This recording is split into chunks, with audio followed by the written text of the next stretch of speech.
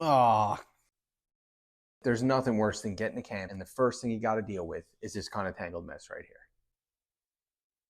Today I'm going to show you a quick and efficient way to bundle this rope properly.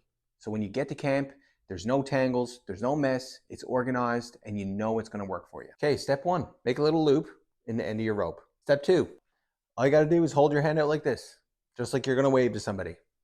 Hook that loop right around your thumb, right here. Okay? Then you're going to take your line and you're just going to wrap it around your elbow. And then come back up and wrap it around your thumb. And you're going to go again and again.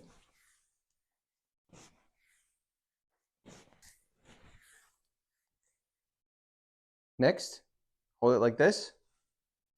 Take this end and just start wrapping it around. Okay, 1, 2, 3. Okay, so once you're here, you're going to take your loose end and you're just going to take it and you're going to create a loop just like that. Then you're going to take the loop and run it through the space that your thumb is in. Okay, take this loose end, put it through here, and then take another loop and then just run that right through there. And there you go.